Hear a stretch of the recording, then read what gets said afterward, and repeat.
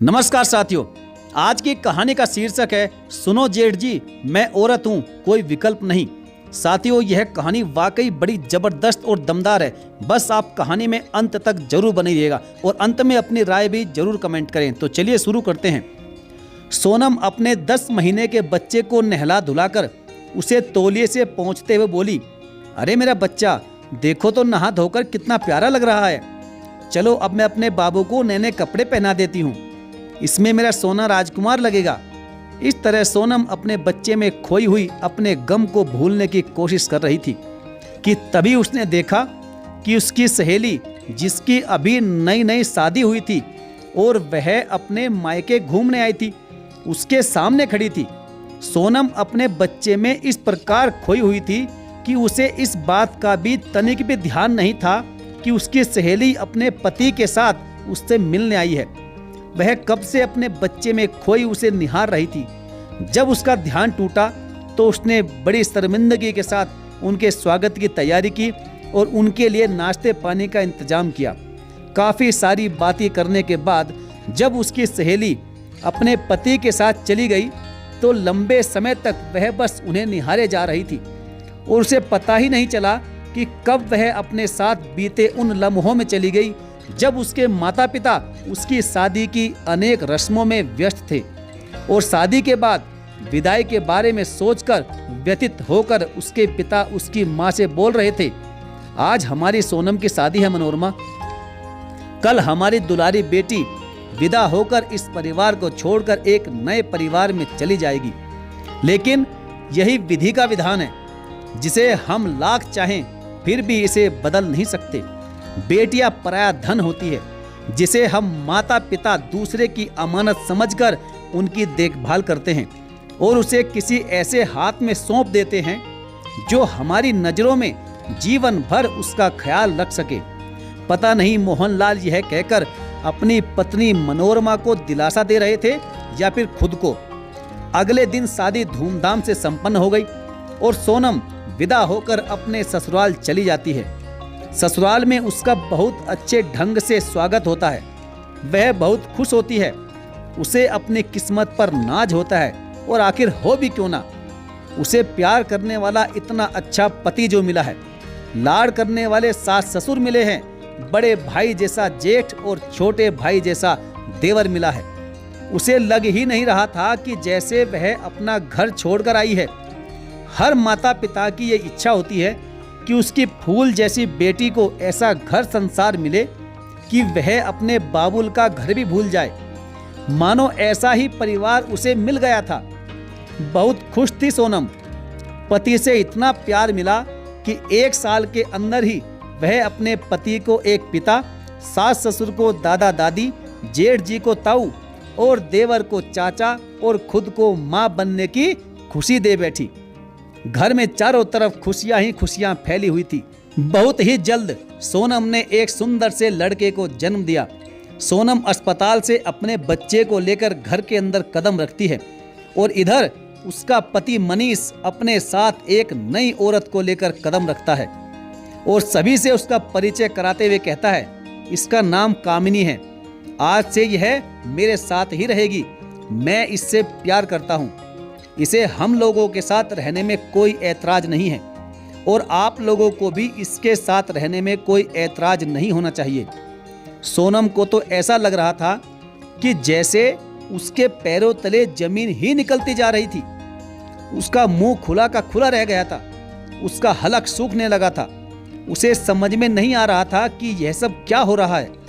सोनम ने हिम्मत बटोरते हुए कहा कि यह सब क्या है, जब इसके साथ ही रहना था तो मुझसे शादी क्यों की थी। मनीष ने कहा, यह सब मेरे माँ बाप से पूछो, मैं तो कामिनी से ही शादी करना चाहता था, लेकिन इन लोगों ने कहा कि इनको इनकी पसंद की बहू दे दूं, फिर जो मैं चाहे वो करूं। बस मैंने वही किया, मैंने इनकी बात मानकर इन्हें बहू दे दी और अब मुझे कामिनी के साथ रहना है तो मैं इसे ले आया। इतना कहते हुए मनीष कामिनी को अपने कमरे में लेकर चला गया। सोनम बस मूक दर्शक बनकर तमाशा देखती रही।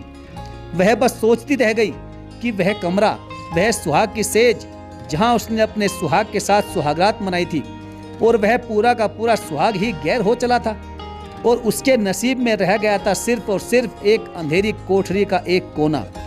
उसने अपने सास ससुर से पूछा, यह क्या किया आपने पिताजी?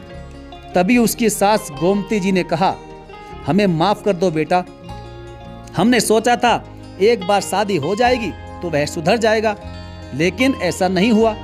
सोनम ने कहा, लेकिन अब मैं क्या करूं? इसमें मेरा क्या दोष है? अब मैं एक पल भी यहाँ नहीं रुक सकती, मैं जा रही हूँ अपने माता पिता के घर। इतना कहते हुए सोनम ने अपना सामान पैक किया और अपने बच्चे को साथ में लेकर अपने मायके आ गई। तब से लेकर अब तक सोनम अपने मायके में अपने बेटे को ही अपनी पूरी दुनिया मानकर किसी तरह से जी रही थी। 9 महीने बीत गए, लेकिन एक बार भी उसने अपने ससुराल की ओर रुख नहीं किया। किसी तरह छोटे बच्चों को ट्यूशन पढ़ाकर अपना खर्च निकाल रही थी ताकि वह अपने माता पिता पर बोझ न बन सके। इसके साथ ही उसने तलाक की कार्रवाई भी शुरू करवा दी थी। अभी वह अपने बीते पलों से बाहर ही निकली थी कि तभी दरवाजे पर किसी के आने की दस्तक हुई।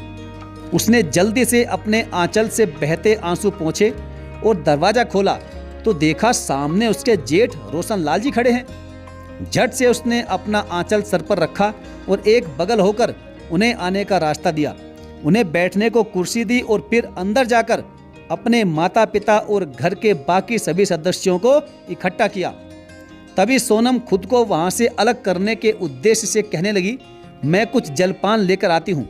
लेकिन तभी उसके जेठ जी ने सोनम को रोकते हुए कहा, नहीं बहू, जलपान की कोई आवश्यकता नहीं है, मैं बस तुम्हें ले जाने आया हूँ। सोनम ने बड़े आश्चर्य से कहा, जेठ जी, मेरा कौन है वहाँ और मैं किसके ले जाऊँ?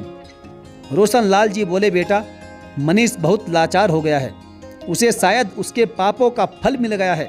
उसका बहुत बड़ा एक्सीडेंट हो गया था जिसमें वह अपना पुरुषत्व खो बैठा है और कामिनी उसे छोड़कर जा चुकी है। अब उसके और तुम्हारे बीच कोई नहीं है।